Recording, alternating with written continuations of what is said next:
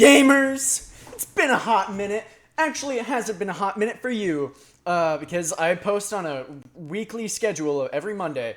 Awesome. All right, let's just hop into it. These are very helpful tips, especially if you're just starting out, so be sure to watch the whole thing. So you've probably read the title and description. Unless you're a diehard Weston fan, then you just click the video and you have no idea what you're watching. Or maybe you didn't mean to click on this video, but in any case, this is what I learned in a year of YouTube, LOL. We're just gonna hop into the top 10 things that I learned in the last year of YouTube, which should be pretty fun. Let's hop into number one. So number one that I've learned is consistent uploads are amazing. The algorithm loves consistency, and if you're consistently posting on a consistent schedule, then you're gonna do well. Like, your videos are gonna start performing decent, and you'll have a constant flow of views in your channel. So it brings everything up a little bit. Instead of having just spikes, you're gonna have spikes with a good flow between all of it. If you know what analytics are. If you look at your analytics, it'll look like that. So that's good. So consistency is good. Number two. So sometimes the content that you think will do really well doesn't do well at all. And the content that you don't think will do well, that you just post for trash, does extremely well. I made a video a while back of me playing the Haunted Mansion ragtime theme, but that was before I actually got it worked out. And so it's pretty trash. 7 months later, I did a really polished, good version of it. And you would think that the polished, good version will do really well. But the video that I made 7 months prior, that's like trash, has like a couple hundred views on it now and has been doing really well. And let me see how many views that the polished one has, because I don't think it's that many. Yeah, the one that I did 7 months ago has 62 views, and then the other one has 279 views. Which is nuts, dude. That's nuts. I think it's because of the clickbait, because the clickbait is a little bit better. Not clickbait, but the thumbnail is a little bit more appealing. So number three is you have to stay motivated to keep posting on YouTube. If you're not motivated and you don't really enjoy what you're doing, you're gonna lose motivation and not want to make videos. Like right now, I just got back from vacation and I didn't really have good inspiration for what video I should make. And so here we are. I could have just been playing Terraria right now, and I didn't make a video for today, so here we are. This video needs to go up in 3 hours. But that brings me to my next point. Something you really need to do is you need to stay ahead of the game. Utilize the YouTube Creator Studio that has like a schedule feature, which I love. That is God's gift to man, is that schedule button.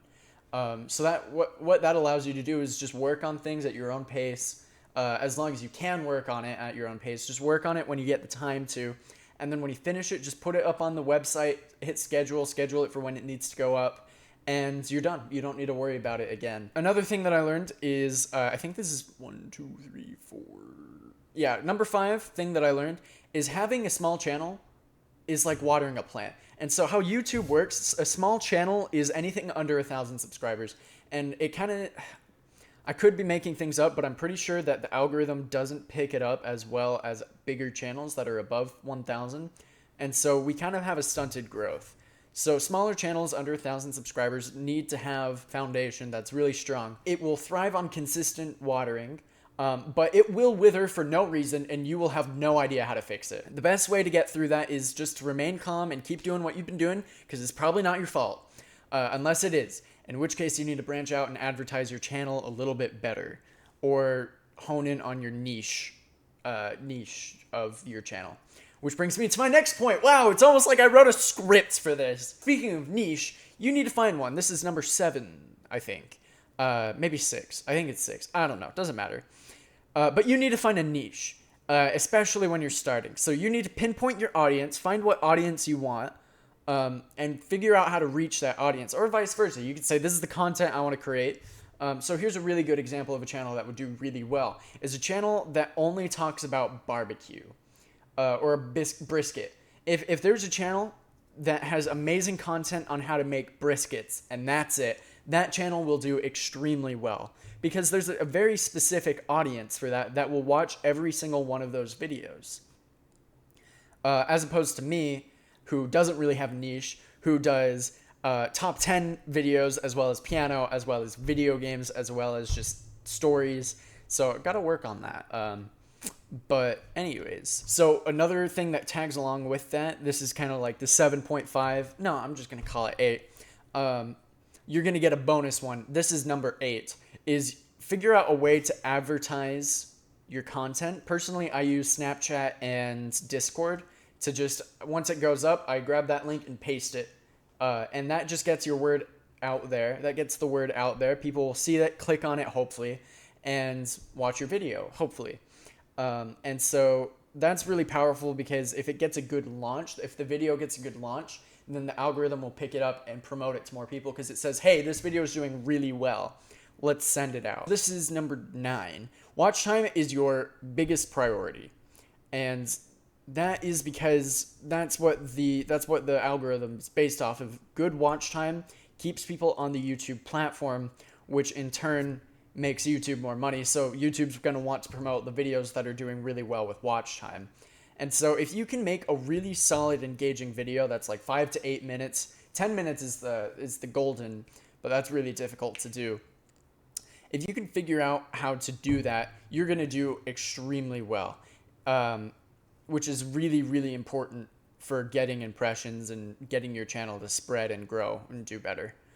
So focusing on making solid content that people will enjoy and watch to the end is your number 1 priority, which obviously, if you're making content, you're going to want people to watch all of it. Number 10 is reaching out to collaborators. Now, I don't have a lot of traction in being able to talk about this because I'm not a huge channel. I'm a very small channel as of now.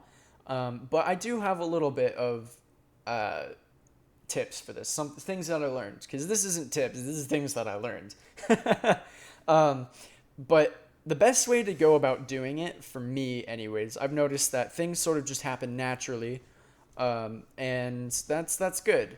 To use an example, the 3411 Heaven Media, definitely go check them out. They're very cool. They just hit 1,000 subscribers. That was a really cool, awesome experience for me, because they reached out to me, and that sort of just happened naturally. I don't think that'll happen for most people, but I'm really thankful that happened to me. Can't wait to work with them in the future.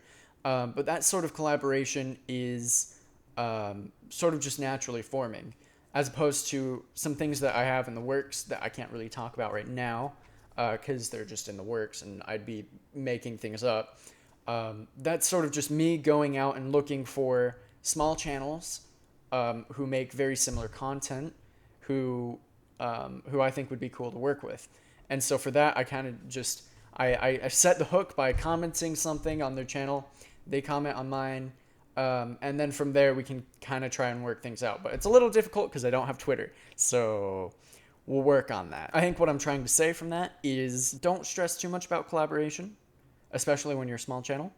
And things will just happen naturally. But that's cool.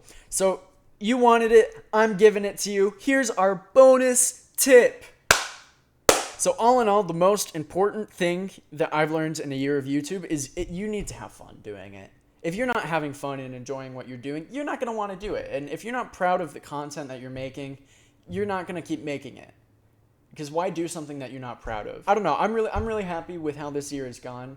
I think that definitely there were some things. I've learned so much over this last year. I've been watching what I've started making versus what I'm making now. And there's a very clear difference. There's some things that I want to get back to and that I'll be moving forward to. No, all in all, I'm really happy with how this year's went. Thank you guys so much for watching all of this and sticking with me. I really appreciate all the support that you guys have given me. It's been fun. So let's make this year even better. I think it'd be so cool to get to 500 or even 1,000 subscribers by this time next year. I don't know if that'll happen, but by gone it, is that a word? I'll